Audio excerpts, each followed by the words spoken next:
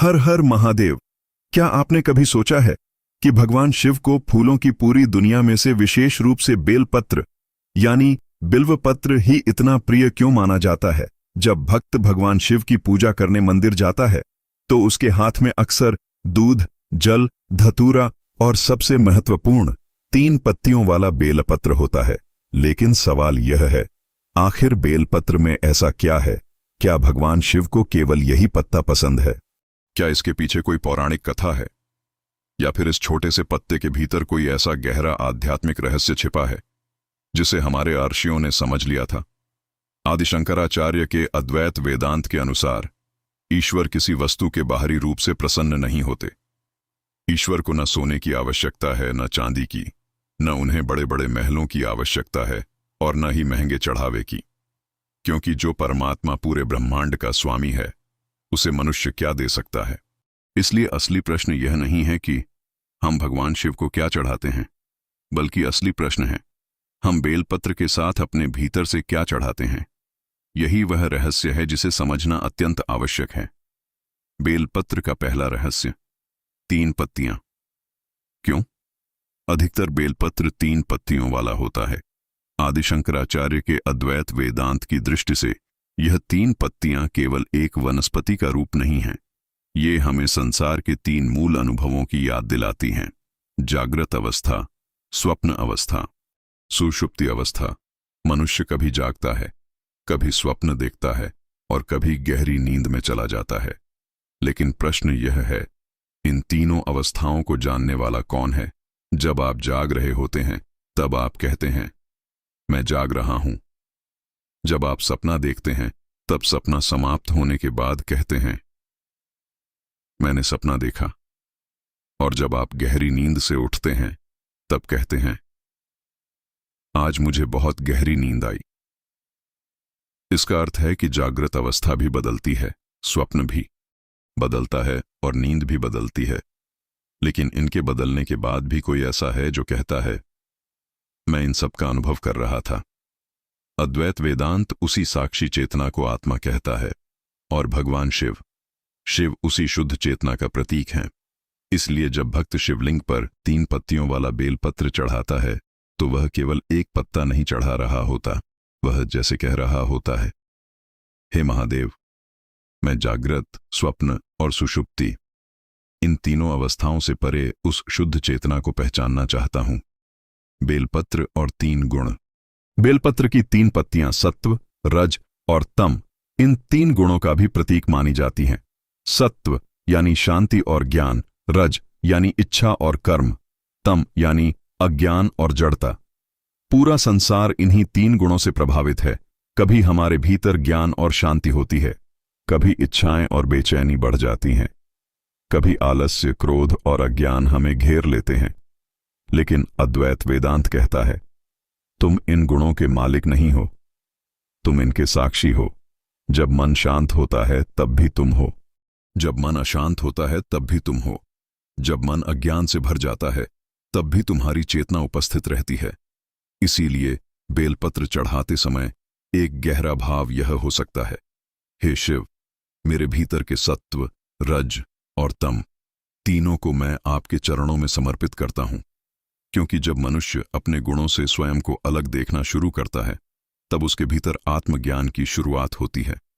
बेलपत्र और त्रिदेव बेलपत्र की 3 पत्तियों को ब्रह्मा, विष्णु और महेश का प्रतीक भी माना जाता है।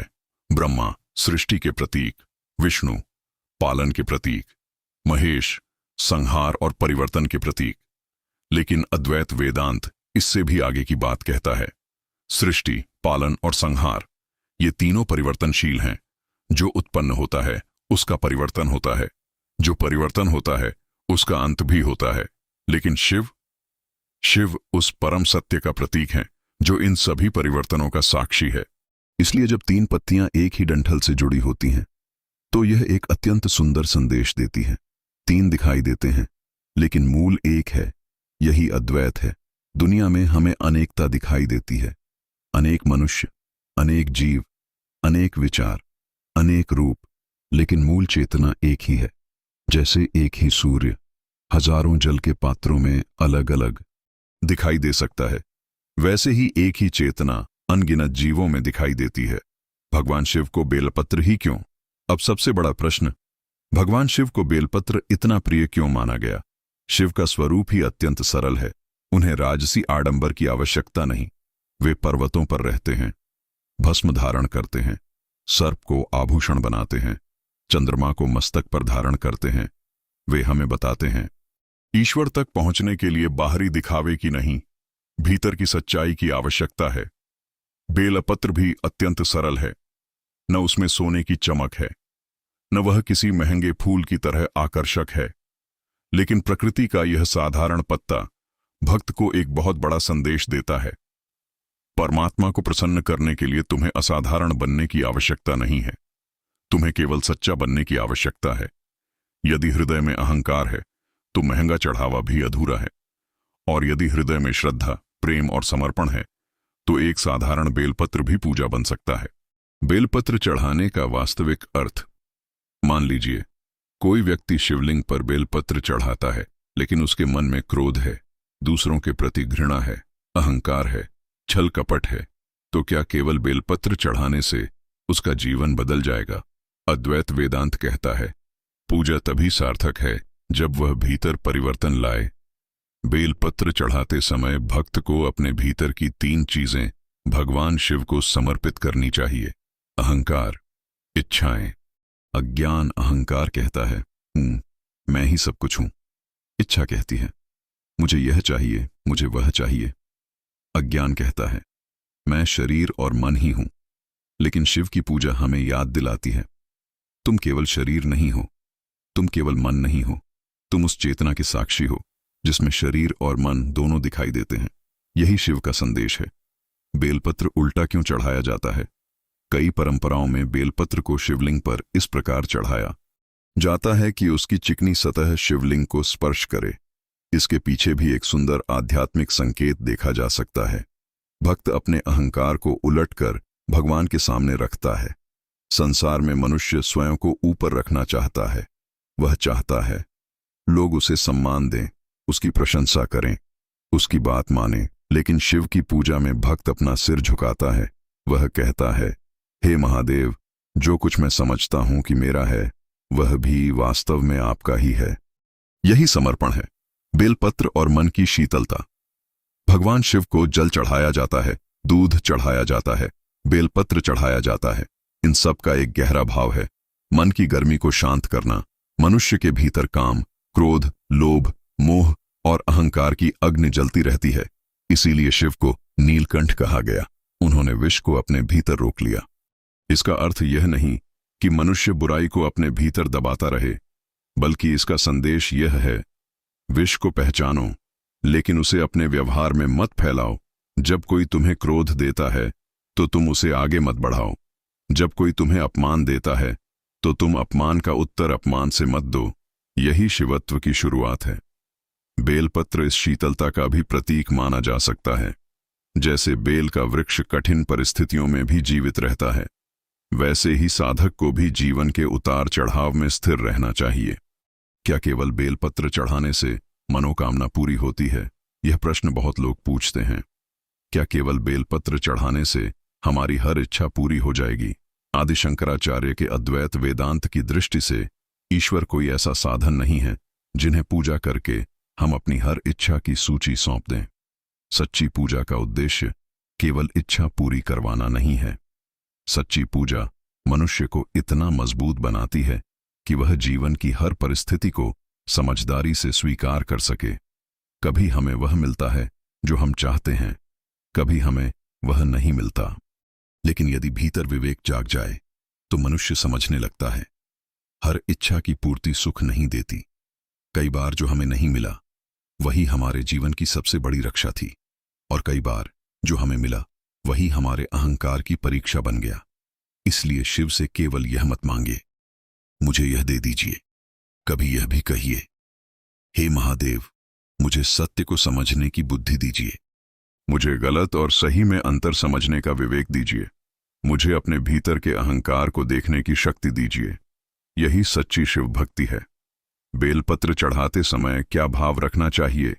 जब आप भगवान शिव को बेलपत्र चढ़ाएं तो मन में यह भाव रख सकते हैं, हे महादेव, यह बेलपत्र मेरे शरीर, मन और बुद्धि का प्रतीक है। मैं इन तीनों को आपके चरणों में समर्पित करता हूं। फिर कहिए, मेरे भीतर का अहंकार आप स्वीकार करें, मेरी अशांति आप शांत करें, मेरे अज्ञान को ज्ञान में बदल दें, और अंत में मुझे ऐसा बना दीजिए कि मैं केवल मंदिर में ही नहीं बल्कि अपने व्यवहार में भी शिव को देख सकूं।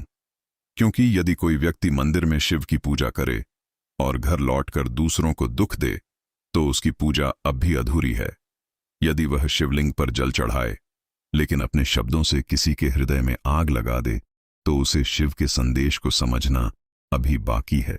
शिव की पूजा का वास्तविक फल यह है कि मनुष्य के भीतर शांति बढ़े, क्रोध कम हो, अहंकार कम हो, दूसरों के प्रति करुणा बढ़े। अंतिम रहस्य। अब इस पूरी बात का सबसे बड़ा रहस्य समझिए। भगवान शिव को बेलपत्र इसलिए नहीं चढ़ाया जाता कि शिव को किसी विशेष पत्ते की आवश्यकता है, बल्कि इसलिए कि बेलपत्र भक्त को स्वयं का दर्शन कराता है। 3 पत्तियां हमें याद दिलाती हैं, मैं शरीर नहीं हूं, मैं केवल मन नहीं हूं, मैं केवल विचार नहीं हूं। इन सब का साक्षी जो है वही आत्मा है और आत्मा का सत्य ही शिव है। इसीलिए कहा गया, शिवोहम, अर्थात मेरे भीतर भी वही चेतना है जो शिव का स्वरूप है।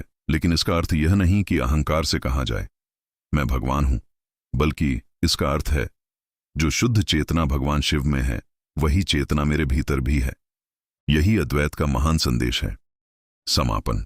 तो अगली बार जब आप भगवान शिव को बेलपत्र चढ़ाएं तो केवल पत्ता मत चढ़ाइए, उसके साथ अपना अहंकार चढ़ाइए, क्रोध चढ़ाइए, अज्ञान चढ़ाइए, अपनी नकारात्मकता चढ़ाइए, और जब मंदिर से वापस लौटें तो अपने साथ शिव का एक गुण लेकर आइए, शांति।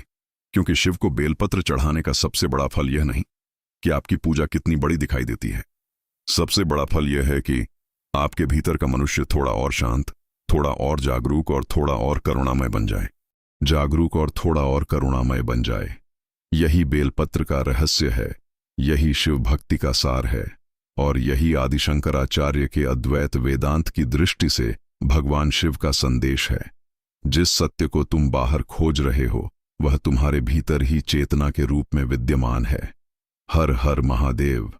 अगर आपको यह आध्यात्मिक रहस्य पसंद आया हो तो वीडियो को लाइक करें, अपने परिवार और मित्रों के साथ शेयर करें, और ऐसे ही सनातन धर्म, वेदांत और आध्यात्मिक ज्ञान से जुड़े वीडियो देखने के लिए सफार ई ज्ञान को सब्सक्राइब जरूर करें। हर हर महादेव।